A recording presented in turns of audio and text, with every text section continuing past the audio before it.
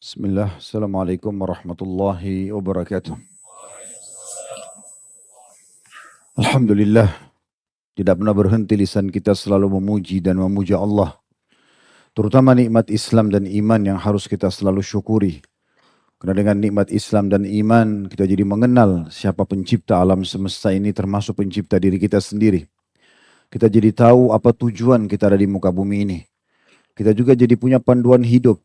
Tahu mana yang boleh kita nikmati dari makanan, minuman, pakaian, pendapatan, pergaulan, dan mana yang tidak boleh kita nikmati. Begitu juga kita jadi tahu apa akhir daripada kesudahan kehidupan ini. Ternyata bukan hanya di dunia, tapi ada kehidupan akhirat. Sehingga orang-orang yang beriman menjadi muslim atau mukmin secara otomatis dunia ini akan selalu ditunggangi untuk menuju kepada kehidupan abadi. Dan untuk meraih yang terbaik di akhirat sana, harus menjadi orang yang baik. Jujur, amanah, tanggung jawab, bakti sama orang tua, membantu orang susah, memaafkan, dan jauh dari semua pelanggaran. Berdusta, bohong, menipu, membunuh, menggunjing, mencuri, dan segala macam hal. Jadi kalau kita masih dalam keadaan Islam dan iman, itu sebuah nikmat yang luar biasa. Dan Allah memerintahkan kita untuk mempertahankan sampai ajal datang. Wala tamutunna illa wa antum muslimun. Dan janganlah kalian meninggal dunia kecuali dalam keadaan Islam. Dan ini harusnya kita syukuri dan kita jaga. Dan insya Allah saya sangat yakin kita semua berkumpul di salah satu rumah Allah ini karena kita ingin mempertahankan Islam kita. Kita ingin mempelajari lebih dalam apa yang telah Allah syariatkan dan untuk diterapkan dalam kehidupan kita. Selanjutnya kita panjatkan salam hormat kita kepada manusia yang telah membawa kepada kita syariat Allah Subhanahu wa taala. Manusia yang diperintahkan oleh Allah Subhanahu wa taala secara langsung dijadikan sebagai suri tauladan. Menciplak hidup manusia terbaik ini adalah bagian daripada ibadah. Dan Allah Subhanahu wa taala menjadikan keberuntungan dan kemenangan serta juga tentunya selamatnya seseorang dunia akhirat dengan menjadikannya sebagai suri tauladan. Allah Subhanahu wa taala telah berfirman, "Laqad kana lakum fi Rasulillahi uswatun hasanah." Pada diri utusan Allah itu ada suri tauladan yang baik buat kalian. Dan mengucapkan salam hormat kepadanya juga akan dibalas oleh Allah Subhanahu wa taala dengan rahmat yang luas. Karena satu kali salam akan dibalas dengan 10 rahmat. Dan rahmat Allah meliputi pengampunan dosa, peninggian derajat, pemenuhan kebutuhan dan solusi dari permasalahan hidup. Maka sangat wajar kalau setelah memuji Allah kita selalu mengucapkan salawat dan taslim pada Nabi besar Muhammad sallallahu alaihi wa ala alihi wa sahbihi wasallam. Di awal pertemuan kita berdoa kepada Allah Subhanahu wa taala semoga semua yang hadir offline ataupun online diampuni dosa-dosanya, diterima semua hajat-hajat dunia akhiratnya dan diterima seluruh amal-amal solehnya serta Allah Subhanahu wa taala menutup hidup kita semua dengan husnul khatimah dan mempersatukan juga kita di surga firdausnya sebagaimana Allah satukan kita dalam majlis ilmu ini. Allahumma amin. Seperti biasa teman-teman sekalian, pekan pertama, pekan kedua kita akan melanjutkan bahasan dosa-dosa besar. Semoga Allah Subhanahu wa taala selamatkan kita dari semuanya. Dan hari ini kita akan bahas lanjutan dosa besar yang tulis oleh Syekh Muhammad bin Abdul Wahhab rahimahullah di halaman 128 bab manidda'a ma laysa lahu wa man idza khasama fajar. Bab barang siapa yang mengaku-ngaku yang bukan miliknya dan juga orang yang tidak bertengkar atau jika bertengkar berbuat curang. Bab ini teman-teman sekalian dikhususkan oleh beliau, dikategorikan dalam dosa besar dan sudah kita jelaskan dari awal bahasan dosa besar masih dalam kitab Imam Az-Zahabi rahimahullah, dalam kitab Al-Kabair beliau dan juga dilanjutkan dengan Al-Kabairnya Syekh Muhammad Munajjid hafidhahullah dan kemudian kita sekarang di bukunya Syekh Muhammad bin Abdul Wahhab rahimahullah. Semua itu sudah kita jelaskan dan kita ingatkan kembali perbedaan dasar antara dosa besar sama dosa kecil. Kalau dosa besar pasti diikuti dengan ancaman. Apakah itu laknat, murkah Allah, azab kubur, siksa neraka, berarti dia dosa besar. Tapi kalau tidak diikuti dengan ancaman, berarti dia dosa kecil. Sederhana untuk memahami masalah itu. Oleh karena itu dalil-dalil yang dipaparkan dalam bab-bab ini pasti semuanya kena diikuti dengan ancaman. Dalam bab ini diangkat dua buah hadis oleh beliau, rahimahullah. Hadis pertama dilemahkan oleh para ulama dan ada pendapat ulama yang menguatkan dengan sebuah riwayat tapi tetap juga masih dilemahkan oleh Syekh Al-Albani. Nanti kita jelaskan itu insya Allah. Dan riwayat kedua riwayat yang sahih riwayat Bukhari. Namun sebelum kita baca dalil-dalilnya teman-teman sekalian, dimaksud dengan bab ini adalah bab barang siapa yang mengaku-ngaku yang bukan miliknya, di sini bukan hanya sekedar materi. Bukan hanya sekedar misalnya, oh ini tanah saya, itu mobil saya. Bukan hanya itu, tapi jauh lebih luas bahasannya. Orang yang mengaku penisbatan nama kepada selain ayahnya, itu dianggap juga mengaku yang bukan miliknya. Ya, di masa dulu jahiliyah, orang-orang terbiasa mencari orang-orang yang terkenal dari kalangan masyarakat Quraisy di Mekah, pemberani, kesatria, kaya raya, punya jabatan, lalu mereka sengaja nisbatkan nama kepada laki-laki tersebut dan laki-laki itu juga menerimanya karena dianggap itu sebuah kebanggaan bagi yang menisbatkan dan bagi yang dinisbatkan gitu ya. Itu juga termasuk atau orang yang mengganti nasabnya seperti sekarang ada banyak pernikahan terjadi mungkin karena sang istri ini entah apakah tradisi keluarga, suku atau memang dia sendiri mengambil inisiatif karena pernikahan dan mungkin dia suka sama suaminya lalu dia mengganti nasab ayahnya. Ya, misalnya Aisyah, nama ayahnya misalnya Yusuf. Dia tidak mengatakan Aisyah Yusuf. Suaminya misalnya namanya Ahmad. Dia katakan Aisyah Ahmad. Ya, maka itu juga hampir sama mirip dengan ini. Sementara kita tahu istri-istri Nabi SAW tidak ada satupun di antara mereka yang mengubah nasab ayah mereka. Padahal tidak ada yang lebih mulia daripada Nabi Muhammad SAW. Tapi tidak pernah kita dengar Aisyah, Muhammad, Hafsah, Muhammad. Pasti kita kalau baca dalam buku-buku riwayat, Aisyah binti Abi Bakar, Hafsah tetap binti Umar. Bahkan Sofia, istri Nabi SAW dari kalangan Yahudi, ayahnya itu pendeta Yahudi meninggal dalam keadaan kafir. Huyai bin Akhtab. Tetap dikatakan Sofia binti Huyai. Padahal ayahnya orang kafir meninggal dalam keadaan kufur. Ya, seperti itu kurang lebih gambarannya. Juga lebih luas daripada itu, ya penisbatan-penisbatan yang lainnya. Seperti orang yang bodoh, tapi dia ngaku alim. Tampil seakan-akan seorang alim, yang penting dia bisa meraih suara publik misalnya, atau terkenal, padahal dia jahil. Lalu dia sebarkanlah segala macam kesalahan tanpa dalil ilmu agama ini. Itu juga termasuk dalamnya. Jadi di sini bukan cuma sekedar materi, ya. Atau orang juga mengaku dia mukmin, menganggap dirinya mukmin, orang lain semuanya di bawah dia. Padahal sebenarnya gelar iman itu bukan diperjualbelikan, bukan dibangga-banggakan, gitu kan? Dan seterusnya. Jadi dia sangat luas bahasan tentang masalah ini. Dan nanti kan kita dengarkan dalilnya, jadi bukan hanya sekedar kepemilikan materi saja. Jadi yang dimaksud sini adalah orang yang mengaku-ngaku yang bukan miliknya, bukan hanya sekedar materi, tapi segala macam hal yang berhubungan dengan masalah itu. Begitu juga tentang masalah yang disinggung di sini adalah orang yang jika bertengkar berbuat curang. Ini yang disebutkan dalam hadis Nabi SAW yang sahih tentang sifat orang munafik. Di antaranya wa idha khasama fajar. Kalau dia bertengkar atau bercekcok dengan seseorang maka dia berbuat curang. Seperti buat data-data tanah pemilikan surat palsu, tanah, rumah.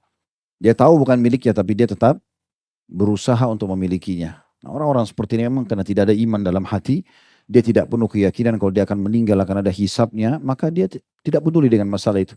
Padahal sudah sering kita ingatkan ya, teman-teman sekalian, manfaat orang menuntut ilmu itu luar biasa. Karena ilmu itu kalau berbekas dalam hati dan direnungi dengan pikiran, apalagi diaplikasikan dengan anggota tubuh, maka itu keberkahannya luar biasa. Akan berefek kemana-mana. Di antaranya, kita akan lebih hati-hati dengan yang bukan hak kita. Bahkan mungkin sepotong roti, mungkin setetes air tidak akan pernah berani kita sentuh kalau bukan milik kita, gitu kan? Apalagi kalau sampai hal-hal yang besar, ya pengambilan tanah misalnya, atau apa sajalah. Berapa banyak orang subhanallah yang tidak beriman begini, malah mereka mengambil hak waris saudaranya sendiri. Gitu kan? Tidak mau berbagi, padahal sebenarnya bukan milik dia. Kapan seseorang itu sudah meninggal, maka rumah yang ditinggal oleh si mayit menjadi hak waris. Semua punya hak yang sama. Tidak bisa lagi dia kontrakin lalu dia nikmatin sendiri. Atau dia tunda penjualannya dengan alasan tunggu harga naik. Padahal ahli waris yang lain membutuhkan. Nah itu semua masuk dalamnya. Gitu kan? Dia fajar. Dia berbuat jahat di situ. Pada ahli waris gitu kan. Atau yang lainnya. Atau yang lainnya. Berapa banyak rumah tangga terjadi. Pada saat suaminya kaya raya. Dia hormatin. Tapi pada saat tidak. Maka dia mencaci maki. Dia menghina meninggalkannya. Misal contoh. Karena sudah tidak kaya lagi. Ini juga termasuk ini. Ya, dia fajar di situ, dia berbuat kejahatan di situ. Atau seorang suami juga begitu sama istrinya. Mungkin karena istrinya sudah tua misalnya, kemudian dia meninggalkan begitu saja dengan alasan sudah tua. Gak ada alasan syar'i masalah ini. Haba udzur syar'inya untuk diceraikan orang, gitu kan? Contohnya misalnya. Maka ini harus hati-hati dan terlalu luas bahasan bab ini. Yang penting kita sudah tahu lingkup bahasannya adalah mencakup semua yang kita akui bukan milik kita. Kita dengarkan dua buah dalil yang diangkat oleh Syekh Muhammad rahimahullah.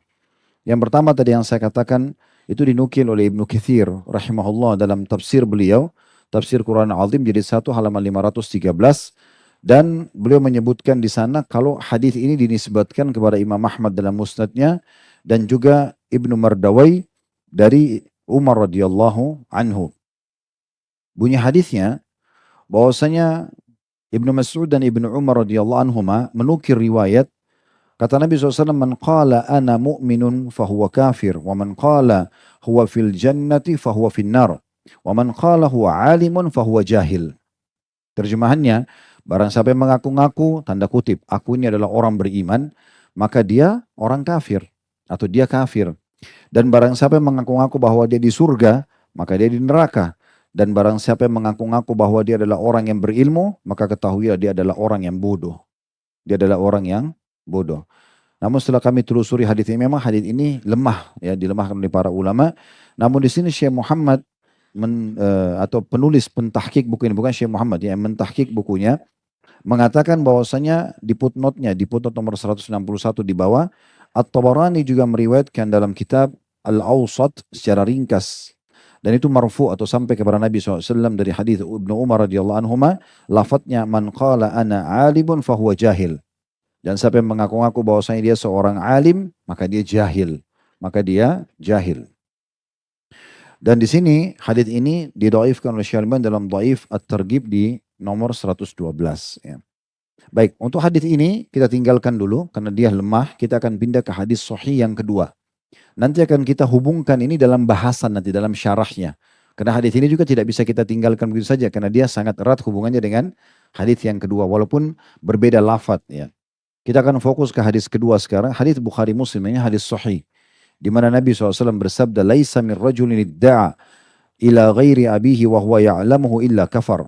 Wa man idda'a ma laysa lahu falaysa minna wal yatabawwa maq'adahu minan nar. Wa man rama musliman bil kufri aw qala ya aduwallah wa laysa kadzalika illa hara alaihi." Tidaklah seseorang yang menisbatkan diri kepada selain bapaknya atau ayahnya, padahal dia tahu bapaknya yang sebenarnya, melainkan dia telah kufur. Dan barang siapa yang mengaku-ngaku yang bukan miliknya, maka dia tidak di atas jalan kami atau bukan golongan kami, dan hendaklah dia memilih tempatnya di neraka. Dan barang siapa yang menuduh seorang muslim dengan kekufuran, atau mengatakan wahai musuh Allah, tanda kutip, padahal dia tidak demikian, melainkan tuduhan itu akan kembali kepada pengucapnya. Ini kurang lebih hadis yang sahih yang kita akan fokus bahas. Kemudian insya Allah baru kita nanti hubungkan dengan hadis yang sebelumnya. Kita akan masuk teman-teman sekalian di penjelasan hadis ini. Dan kita sudah bilang tadi hadis ini hadis sahih. Sebagaimana dikatakan dinukil oleh atau diriwayatkan oleh Bukhari dan Muslim.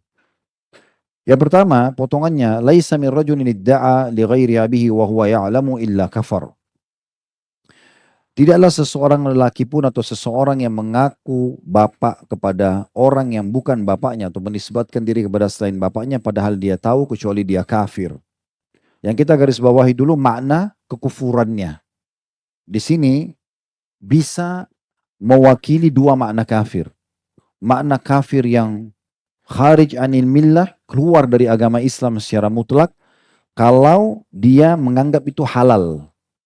Gak apa-apa, boleh ganti-ganti nasab gitu ya.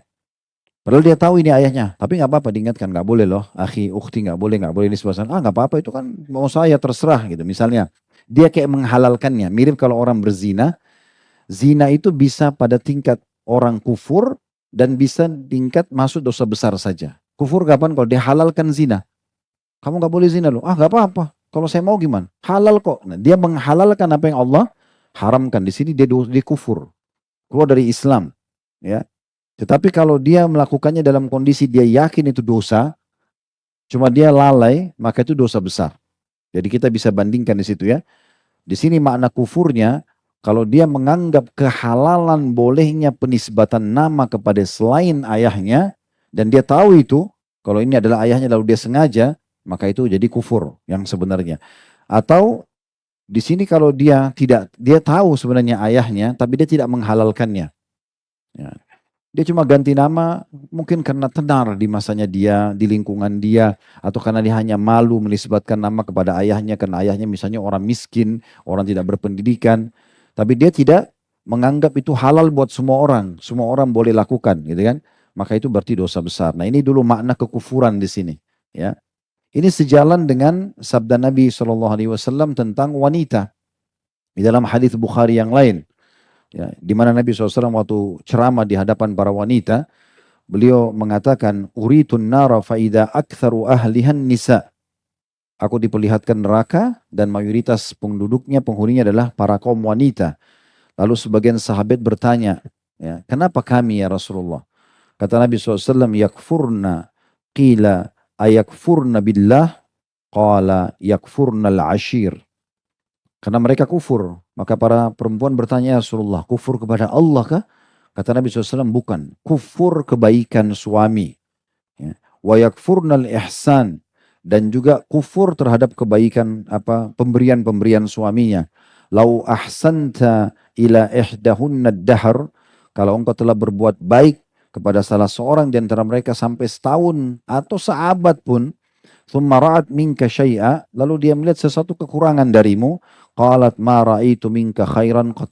Saya tidak pernah lihat kebaikan dari sisimu. Jadi kalau ada istri yang seperti ini tipenya, kebaikan suami sekian tahun semuanya dikecilkan di mata dia, kemudian dianya malah melihat mencari kesalahannya saja, maka orang ini dianggap kufur. Tapi kufurnya di sini adalah kufur yang kedua. Dia kufur yang kedua, dosa besar. Tapi tidak keluar dari Islam. Nah, seperti itu pemahamannya. Ini maknanya di sini ya. Kemudian kita kembali kepada hadis tentang masalah tidaklah seseorang itu menisbatkan diri kepada selain orang tuanya kecuali dia akan kufur ya. Karena di sini ulama mengatakan kalau orang menisbatkan diri kepada selain ayahnya sementara dia tahu itu adalah ayahnya, ini adalah penghapusan nasab. Berarti dia hapus nasab dia dan Allah yang membuat jalur nasab dia ke orang itu. Kita kan nggak bisa milih ya. Saya nggak mau ayah ini, saya nggak mau ibu itu. Lahir ini ayah, ini ibumu. Bagaimanapun keadaannya harus kita terima. Sebagaimana kita lahir, orang tua kita harus terima. Bagaimanapun keadaan kita, mau sehat, mau cacat, mau laki-laki, mau perempuan, ya harus ini anak kamu, kan gitu. Itu tidak bisa kita pungkiri. Jadi kalau ada orang yang tidak akui orang tuanya, di sini ayah. Kenapa disebutkan ayah? Karena ayah penisbatan nasab padanya. Allah mengatur itu ya. Walaupun ibu hamil 9 bulan, ya mengandung kita, menyusui kita, tapi tetap saja pemilik sperma adalah bibit aslinya manusia ada pada ayah. Makanya dinisbatkan pada dia. Dan ini pernah kita singgung dalam bab bakti pada orang tua. Kita mendahulukan ibu kita dalam pelayanan. Hadis Nabi SAW yang seorang sahabat bertanya, ya Rasulullah, man ahakku bisuhbati, siapa yang paling layak saya temani, saya layani. Maka kata Nabi SAW, ummuka 3 kali, ibumu, terus yang keempat baru ayahmu. Kan gitu. Tapi di sini adalah bahasannya ada batasan, yaitu masalah pelayanan. Pernah kita jelaskan, kalau misalnya ibu mengatakan, nak tolong ambilin ibu air, atau tolong temani ibu ke sana, ayah mengatakan tolong ambilin ayah air, atau temani ayah ke sana. Kita dahulukan ibu. Tapi penisbatan nama nggak boleh. Mutlak harus kepada ayah. Seburuk apapun dia. Mau dia pemabuk, mau dia kafir, mau dia munafik, tetap aja. Nasabnya kepada dia ya. Nggak boleh sama sekali. Nggak boleh juga kita membalas kejahatan dia dengan durhaka. Dia berdosa dengan membengkalikan kita dinafkahi dari kecil misalnya. Seorang ayah meninggalkan anaknya. Itu dosa dia sama Allah. Nggak boleh kita balas. Dia nggak urus saya dari kecil, saya balas aja. Saya juga nggak mau bakti. Nggak bisa. Dia dosa, kita dosa. Nggak boleh kita balas keburukan dengan keburukan. Ya. Karena nanti akhirnya jadi kena hukum dua-duanya. Kan gitu. Begitu juga wanita. Tidak sah pernikahannya kalau tanpa izin walinya. Di sini ayahnya. Walaupun ibunya setuju 1000 kali. Ya. Hati-hati. Ada banyak laki-laki begitu. Dia lamar seorang wanita. Ayahnya nggak setuju. Yang dilobi ibunya. Ini masih banyak yang berdiri, Masya Allah. Bisa rapat-rapat lagi. Masya Allah. Taubatan nasuha. Luar biasa hari ini. Masuk maju, maju, maju. Biar yang di dalam bisa masuk. Ayo sebelah sini juga. Apa perlu saya bahasa Arab nih biar bergerak? Ya, jadi kita tidak boleh sama sekali mengganggu gugat tentang masalah pernikahan hak sepenuhnya ayah. Jadi nggak bisa antum ditolak oleh ayahnya, lobi ibunya, kasih hadiah segala macam supaya ibunya mengiyakan. Banyak gitu terjadi. Hanya ibunya menyetujui, nikah dipaksa. Ayahnya nggak setuju, batal pernikahannya. Hadis sahih mengatakan itu. Fanikahu wa batil, batil, batil, kata Nabi SAW. Ayyam amratin angkahat nafsa bighairi idni waliyu fanikahu wa batil, batil, batil. Perempuan manapun yang coba-coba menikahkan dirinya tanpa izin walinya, nikahnya batal, batal, batal. Selesai. Kan gitu. Jadi ini hak mutlak ayah. Nggak bisa sama sekali. Ya, nggak bisa masuk di situ. Jadi harus kita betul-betul bijaksana. Dan ada hadis Nabi SAW yang mulia itu ya. Hati-hati sekali tentang masalah berinteraksi juga dengan ayah ini. Karena kalau kita salah, maka nanti jadi masalah juga ini ya. Maksudnya kalau kita salah dalam arti kata kitanya sendiri tidak berpikir teman-teman sekalian ya. Sebagaimana syariat mengajarkan kepada kita, maka ini jadi masalah ini. Artinya dia akhirnya nisbatkan diri kepada ibunya kah misalnya, atau dia membenci ayahnya karena kesalahan-kesalahan yang bagi dia itu adalah salah. Ini bahaya sekali. Kita dengarkan hadis penguat masalah ini, hadis Ali radhiyallahu anhu yang diriwayatkan Imam Muslim, "Man idda'a ila ghairi abihi aw intama ila ghairi mawalih." Siapa yang menisbatkan diri kepada selain ayahnya atau budak yang dibebaskan oleh seseorang lalu dia menisbatkan mawalihnya, maulahnya kepada selain yang bebaskan. Ini pernah kita jelaskan ya.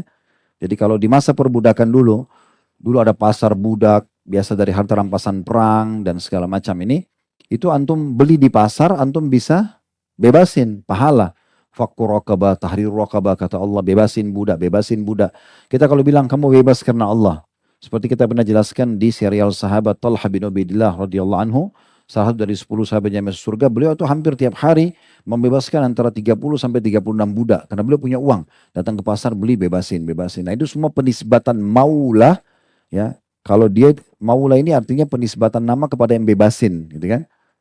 Nah itu contohnya. Seperti sanad hadis yang dianggap sanad emas itu dari Imam Malik, kemudian Nafi Abdullah bin Umar, lalu Rasulullah SAW. Nah Nafi ini tabi'innya masyhur, seorang ulama besar, itu disilakan dengan Nafi Maula Ibnu Umar. Karena Ibnu Umar majikan dia lalu bebasin dia. Maka ada istilah Maula. Nah ini kata Nabi SAW, siapa yang menisbatkan diri kepada selain ayahnya dan budak yang dibebaskan menisbatkan maulanya kepada selain majikan yang bebaskan dia, fa'alaihi la'natullahi wal malaikati wan nasi ajma'in. Maka dia akan dapat laknatnya Allah, ya, laknatnya malaikat dan seluruh manusia.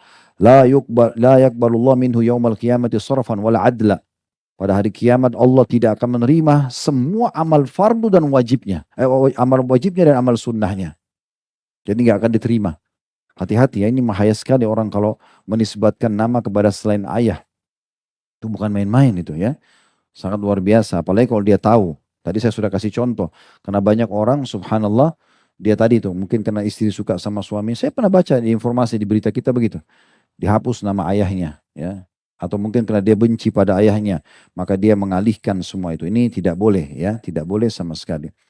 Kalau budak kita tidak bahas sekarang karena budak ini bukan jadi inti bahasan kita dan juga sudah cukup tadi informasinya. Kenapa lagi di masa kita sudah tidak ada perbudakan ya.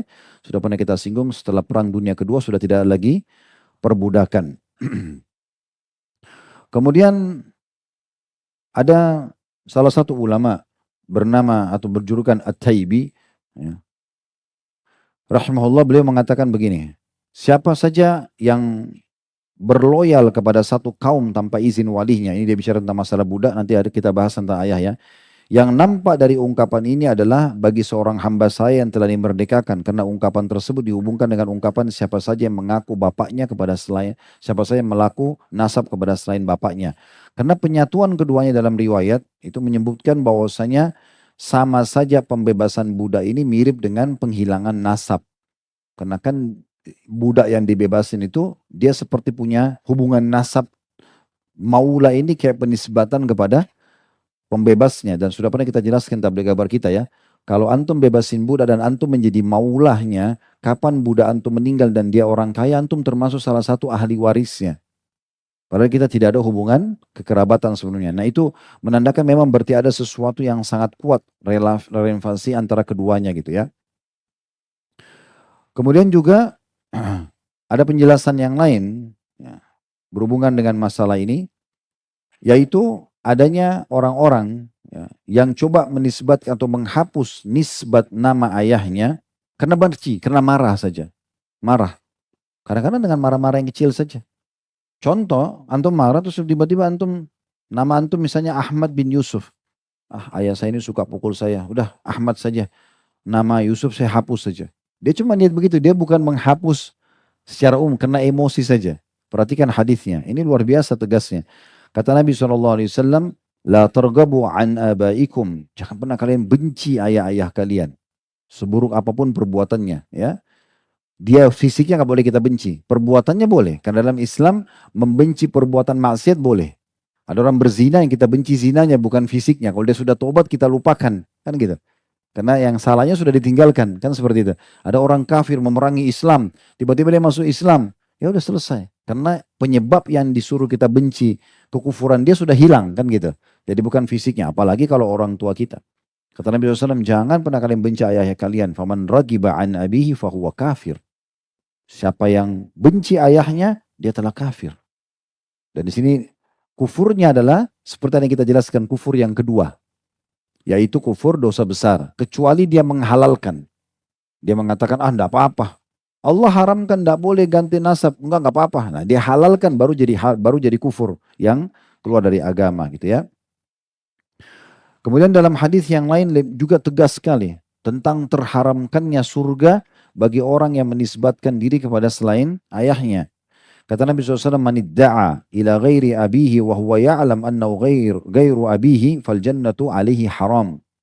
Barang siapa yang menisbatkan diri kepada selain ayahnya dan dia tahu ayah yang sebenarnya siapa, maka surga terharamkan untuknya. Surga terharamkan untuknya. Jadi ini hadis-hadis yang sangat tegas ya, berhubungan dengan masalah apa yang kita bahas ini ya. Dan ini hadis yang terakhir kita baca diriwayatkan oleh Imam Bukhari ya. Jadi dari sini kita bisa lihat bagaimana tegasnya ya penyampaian dalam syariat tentang tidak bolehnya orang untuk menisbatkan diri kepada yang bukan miliknya, kan ini bukan milik nasab dia ya. Ada lagi hadis yang lain, dan hadis ini disebutkan dalam As-Sahihain juga. Kata Nabi SAW, laisa min rajulin idda'a li ghairi abihi wa huwa ya'lamu illa kafar. Tidak ada seseorang ya, yang menisbatkan diri kepada selain ayahnya kecuali dia, dan dia tahu kecuali dia kufur. Wa man idda'a qauman laisa lahu fihim falyatabawa maq'adahu minan nar. Dan barang siapa atau satu kaum yang mengaku-ngaku ya, nasabnya dinisbatkan kepada suku tersebut, maka hendaklah dia mempersiapkan dirinya di api neraka. Nah sedikit saya ingin tambahkan atau ta'likkan di sini ya, berikan tambahan. Jadi ada orang kadang-kadang mungkin dia tidak faham, mudah-mudahan karena tidak faham. Tapi dia coba mendatangkan nama orang yang dia ingin ambil dengan bapaknya orang itu. Ya. Pernah dengar enggak nama Saddam Hussein ya? Presiden Mesir, Presiden Irak dulu ya. Saddam nama dia, Hussein namanya siapa? Ayahnya. Ayahnya dia. Tapi karena dia mungkin kagum, dia kasih nama anaknya Saddam Hussein. Nama Saddam sama nama ayahnya sekalian. Jangan sampai masuk ke bab itu. Nasab ayahnya orang gitu ya. Contoh saja ya. Jadi jangan. Atau kabilah suku. Kita tidak ada hubungannya dengan suku itu, tapi kita nisbatkan. Ini hadisnya tentang masalah juga penisbatan suku. Ya. Pernah ada orang datang sama saya mengatakan, Ustaz, ini anak saya namakan Khalid Basalama. Kenapa Pak? Khalid saja nggak apa-apa, dan jangan niatnya seperti saya ya, niat seperti Khalid bin Walid biar jadi seperti sahabat. Saya banyak kesalahan gitu, banyak kekurangan. Dan Basalama jangan, karena ini nama suku, penisbatan nama kepada suku itu jangan masuk dalam larangan hadis gitu kan. Karena itu memang harus nisbatnya kepada suku tersebut kan gitu. Nah itu yang disebutkan dalam hadis ini gitu. Nah ini yang kita jelaskan atau berhubungan dengan masalah ini. Dan ada juga lafaz yang lain, inna min a'zamil fira an yadda'i rajul ila ghairi abih. Sesungguhnya di antara dusta yang paling besar adalah seseorang menisbatkan diri kepada selain bapaknya, gitu ya. Au yura ainuhu malam tara, ya. Atau dia menceritakan sesuatu seakan-akan matanya lihat tapi matanya tidak lihat. Au yaqulu ala Rasulillahi sallallahu alaihi wasallam malam yakul. Atau dia mengucapkan ini Nabi bersabda tapi Nabi tidak pernah bersabda.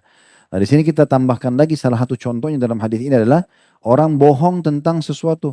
Kamu pernah ke sana? Saya pernah ke sana. Pernah ke Amerika kah? Pernah kemana kah? Seakan-akan dia pernah lihat dengan mata kepala untuk mengangkat nama baiknya di masyarakat. Padahal sebenarnya tidak pernah. Atau dia ngaku-ngaku pernah mimpi lihat Nabi kah, gitu kan? Atau dia pernah lihat apa dalam mimpi, padahal bohong, dia nggak pernah lihat. Untuk apa semua ini? Seorang muslim itu teman-teman ini pernah kami sampaikan ya, sebuah prinsip dasar. Harus yang nampak, dan nampak ini sama dengan yang di dalam antum. Antum senyum, senyum sini, senyum juga hatinya. Udah. Begitu, memang kita tulus. Kalau kita marah, ya kita marah. Gak usah berwajah dua. Dan kita marahnya jelas dalam agama. Sesuatu kalau ada terjadi pelanggaran agama, atau ada hak kita yang kita harus ambil, oke, silakan. Gitu kan? Jadi tidak perlu kita berwajah dua. Ini pernah saya bahasakan ya. Tidak perlu antum ditanya, lapar nggak? Enggak kok, karena nggak enak. Enggak, iya saya lapar. Tidak apa-apa, tidak ada masalah. Apa yang jadi masalah kalau antum bilang antum lapar? Nanti akhirnya kelaparan di luar, nyesel tadi. Coba saya bilang. Biasa aja gitu kan. Karena itu bukan aib. Bukan sesuatu yang aib. Bukan harus yang kita hindari gitu. Ya. Contohnya, apa saya ditanya jawab jujur. Nggak ada masalah. Gitu kan.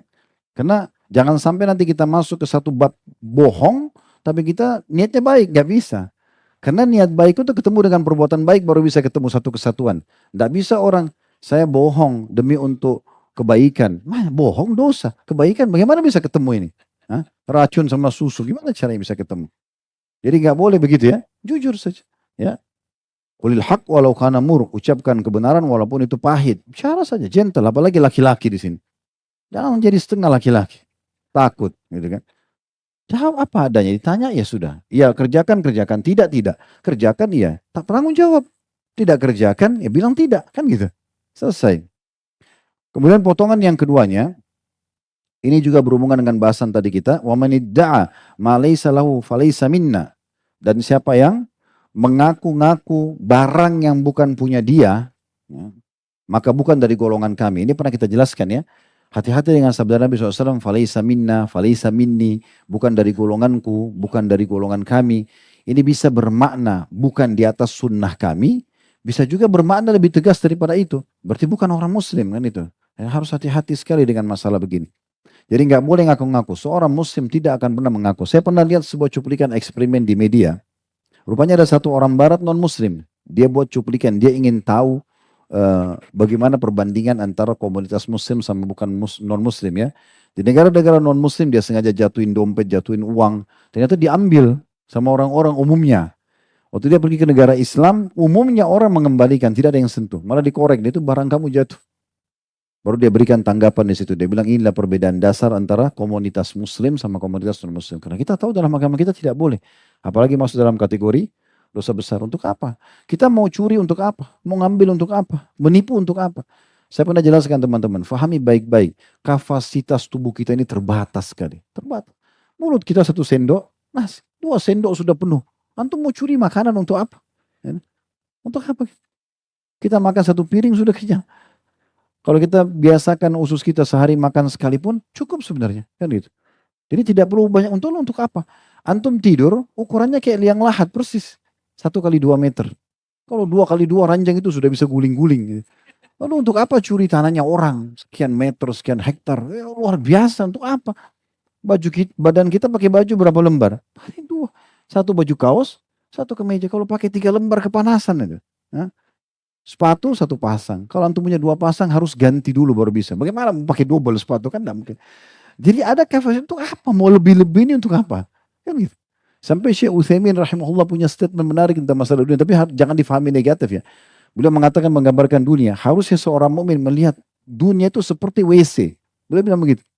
Dia datang, dia buang hajatnya, dia keluar. Gitu kan. Jadi bukan tempat yang harus dijadikan sebagai target berebut tanah, berebut jabatan. Untuk apa? Gitu. Orang cuma lewat. Itulah sabda Nabi SAW mengatakan, ada apa aku dengan dunia? Karena perempuan aku dengan dunia seperti seorang musafir yang penat, kemudian dia akan tinggalkan. Udah sebentar aja. Ya. Dan dengan antum beriman masalah akhirat ini luar biasa. Antum jadi kecil semua dunia. Ada hak kita belum kita dapat, oh di akhirat saya akan ambil. Kan selesai, kan gitu. Sederhana sekali. Jadi hati-hati, karena di sini ada ancaman dua bagi orang yang mengatakan ini barang saya, tapi bukan barang dia. Kayak tanah, kayak makanan, kayak pakaian, apa saja gitu ya. Maka itu akan bukan dari golongan kami dan ditambah lagi. Wal yatabawwa maqadu minan nar. Dan dia harus pilih tempatnya di neraka. Ini luar biasa ancamannya nih ya. Artinya ulama mengatakan di sini ada ancaman dari Nabi SAW tentang ahli neraka. Dengan ancaman neraka. Kalau ancaman neraka itu ancaman paling besar udah. Karena nggak ada ancaman lebih berat. Kalau laknat, siksa kubur itu masih di bawah. Kalau sudah neraka ini udah luar biasa. Ya. Dan ini sejalan demi untuk menyebarkan keadilan di tengah-tengah masyarakat. Maka dilarang kita untuk mengambil yang bukan hak kita.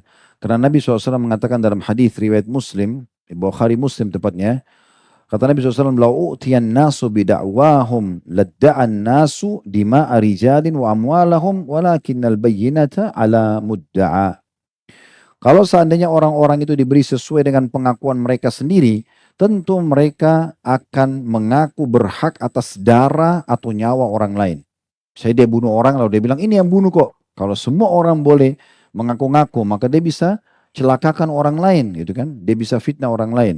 Lalu Nabi SAW mengatakan maka orang akan mengaku berhak atas darah orang lain atau nyawa ataupun harta orang lain. Akan tetapi yang harus diterapkan kata Nabi SAW adalah wajib bagi orang yang menuduh mendatangkan bukti. Bayyinah. Harus ada bukti-bukti baru bisa gitu kan. Dalam riwayat yang lain kata Nabi SAW al-bayyinatu alal mudda'i wal yaminu alal mudda'a alaihi.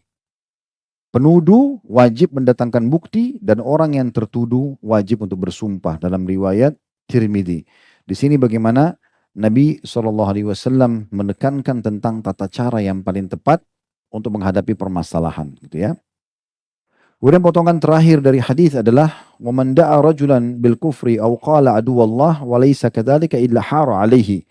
Dan barang siapa yang memanggil seseorang dengan julukan hai kafir, ya, hai musuh Allah, dalam beberapa riwayat lain, hai munafik. Ya. Dan itu bukan seperti itu orangnya, maka akan kembali kepada si penuduhnya. Berarti di sini ada sebuah akhlak Islam yang mulia. Tidak boleh sembarangan vonis orang kafir. Kecuali dia memang dasarnya orang kafir ya. Dan kita niatnya pun bukan untuk menghina dia. Misalnya kita mengatakan, di wilayah, di negeri saya, mayoritasnya orang-orang kafir. Dia cuma mau menginformasikan, itu tidak ada masalah. Mungkin dia tinggal di negara minoritas muslim ya. Kita sedikit, maka mayoritasnya orang non-muslim. Kita mengatakan saya tinggal di negara yang mayoritasnya orang kafir. Gak ada masalah, karena istilah kafir lawannya orang beriman. Dan Allah mengatakan kuliah, ayuhal kafirun, katakan hai orang-orang kafir, itu gak ada masalah. Tapi kalau dia muslim, hanya karena benci lalu kita mengatakan kamu orang kafir. Ini bahaya. Bahasa ini, kalau dia tidak kufur, maka bisa kembali kepada si pengucapnya. Atau kita bilang munafik, nggak boleh sembarangan bilang munafik. Ingat ya, hadis Nabi SAW yang menyebutkan tentang 4 ciri orang munafik, perhatikan sabda Nabi SAW. Kalau salah satu dari 4 ini ada pada diri seseorang, berarti ada padanya tanda-tanda kemunafikan. Belum munafik. Kalau dia bohong, dia bicara dia bohong. Kalau dia berjanji, dia pungkiri. Kalau dia berikan amanah, dia khianati. Kalau dia bertengkar, dia curang. Nah nanti kalau ada padanya 4-4-nya baru Nabi bilang munafik tulen. Kan gitu. Berarti tidak boleh sembarangan hanya karena bohong kamu munafik nih. Atau janji gak ketemu datang kamu munafik. Dan ingat sabda Nabi SAW, iltamis li akhika udhra. Selalu cari alasan yang tepat untuk saudaramu. Mungkin teman kita janji dia lupa. Kita ingatkan. Jangan langsung main di vonis saja ya. Dan sembarangan main tuduh-tuduh. Nah ini harus hati-hati sekali. Jadi hadis ini juga memberikan pelajaran yang luar biasa kepada kita ya. Begitu juga dengan musuh Allah. Tidak boleh karena dia ahli maksiat, dia pezina, dia pencuri. Oh kamu ini musuhnya Allah, nggak boleh. Ya. Justru teman-teman sekalian, kita bisa kalau menggunakan kacamata iman ya, kita bisa meraih maksimal pahala dari pala orang-orang yang patuh orang yang sholat, orang yang ibadah, kita dengan mendukungnya, ya kan? Kita ikuti langkahnya, kita siapkan fasilitasnya. Misalnya mau ke masjid, kita bonceng di motor, kita apalah segala macam, itu bagus dukung. Atau orang yang melakukan maksiat dengan cara meluruskan kesalahannya, jadi pahala buat kita. Jadi kesalahan orang jangan dijadikan sebagai ajang untuk menggunjing dia. Karena malah dia dosa, kita dosa. Tapi jadikan kesalahan dia dan kekurangan dia justru untuk dirangkul. Ya, untuk dirangkul. Makanya beberapa sahabat mengatakan, saya belum pernah melihat pendidik seperti Rasulullah SAW. Demi Allah dia tidak pernah menyalah-nyalahkanku. Bahkan Nabi SAW dengan sangat santun dan baik menasehatin para sahabat gitu ya. Jadi ini pernah bahkan maaf ya, dalam majelis Nabi SAW itu ada seorang sahabat kentut keluarin angin. Yang lain pada ketawa. Nabi SAW marahin. Kenapa kalian ketawa dengan masalah begini? Karena itu seakan-akan menjatuhkan dia. Mungkin dia tidak sengaja. Atau mungkin tradisi dia itu dianggap biasa. Kan gitu. Maka ada baiknya kita rangkul dan kita nasihatin. Intinya kekurangan orang bukan untuk dicari-cari kesalahannya. Ya, apalagi kalau sudah sampai pada tingkat kita mengatakan kufur. Perhatikan sebagai penutup hadis Nabi SAW. Ada beberapa hadis, ada riwayat Muslim. Dikatakan idza kaffara ar-rajulu akhahu faqad ba'a biha ahaduhuma. Apabila ada seseorang yang mengkafirkan saudaranya seiman, maka salah satu dari keduanya akan tertimpa kekufuran tersebut. Kalau ada orang jelas-jelas dia murtad, dia bilang saya murtad dari Islam. Oh, bisa kita bilang kalau gitu kamu sudah kafir. Oke. Kan pernyataan itu ya, kata-kata itu ya. Jadi hati-hati dengan kata-kata itu ya. Ini pernah kita bahas pada saat kita menyebutkan tentang masalah orang muslim tidak dianjurkan mengucapkan selamat Natal gitu kan. Karena pernah ada terjadi begitu, ada yang mengatakan, kenapa kau tidak mau ucapkan kepada saya Natal, seorang anak muda di Amerika bilang sama anak muda muslim. Lalu si muslim bilang, gak bisa, nanti keluar dari agama saya, gitu kan. Gak bisa kamu ucapkan itu. Lalu si muslim bilang, kenapa kau tidak syahadat? Dia bilang, kalau saya syahadat, saya keluar dari agama saya, kata Nasrani. Kata si muslim, itu kan juga cuma kata-kata. Karena kata-kata ini bahaya sekali. Orang na'udzubillah bilang, saya kafir, kafir betul kalau dia yakin dalam hatinya. Kan gitu. Atau dia syahadat, menit itu langsung masuk Islam. Ini bisa masuk surga. Jadi harus hati-hati. Jadi di sini juga pelajaran penting teman-teman tentang masalah harusnya bisa mengontrol diri kita, mengontrol lisan kita, mengontrol sikap kita. Ya. Jadi kalau sesuatu yang kita mau ucapkan, fikirkan dulu. Ingat statement ulama mengatakan, ucapan yang kau belum ucapkan, maka masih milikmu sendiri. Tapi kalau kamu ucapkan milik orang lain, milik publik. Sebelum ngomong, fikir dulu. Ini benar gak sih? Karena kalau sudah diucapin, susah kita tarik kembali kan. Tapi kalau masih diri kita, maka kita aman. Dan ingat nasihat yang disampaikan oleh seseorang dalam majelisnya, Iyas Al-Muzani rahimahullah, seorang ulama tabi'in. Beliau pernah duduk dia belum isi pengajian, dia bilang bertahun-tahun saya isi pengajian. Ada satu orang di ujung pengajian tidak pernah bicara, tidak pernah nanya. Lalu saya tanya kepada dia, kenapa semua orang tanya kecuali kamu? Dia bilang, saya dengar, maka saya ambil manfaat. Dan saya diam, maka saya selamat. Kata Iyas Al-Muzani, saya selalu ulang-ulangi perkataan orang ini sampai kapanpun. Gitu. Karena perkataan yang luar biasa bijak. Bukan tidak boleh ngomong ya, tapi kalau ngomong teman-teman kontrol. Sesuatu yang betul, bermakna, emas yang keluar. Ini bermanfaat gak? Nyakitin orang gak? Gitu. Diam. Ya, kalau enggak, kalau menyakiti maka jangan dilakukan. Allahu a'lam. Ini penting. Dan juga termasuk dalam riwayat Bukhari tidak boleh menyebutkan fasik ya. Fasik itu kayak orang, kamu itu ahli maksiat. Itu fasik namanya, tidak boleh. Karena kata Nabi SAW dalam hadis riwayat Bukhari, la yarmi rajulan bil fusuki wa la yarmihi bil kufri illa irtaddat alaihi illam yakun sahibu kadzalik. Tidaklah seseorang menuduh orang lain dengan kata fasik dan menuduhnya dengan kata kafir, kecuali tuduhan itu akan kembali kepada si penuduh jika orang yang tertuduh itu tidak seperti yang dituduhkan. Jadi belum tentu teman-teman sekalian ada orang misalnya, naudzubillah ya, dia lewat satu tempat dan kebetulan tempat itu banyak pelacuran. Lalu kita mengatakan, oh dia lewat di sana berarti dia orang ya yang fasik, ahli maksiat. Mungkin dia cuma lewat. Mungkin dia datang di situ dia tidak tahu itu tempat perzinahan. Kan gitu. Jadi tidak boleh kita buru-buru untuk menilai orang kecuali depan mata jelas dia berbuat kemaksiatan baru kita berhentikan dan nasihat itu pun kita jadikan sebagai ajang pahala buat kita. Allahu a'lam.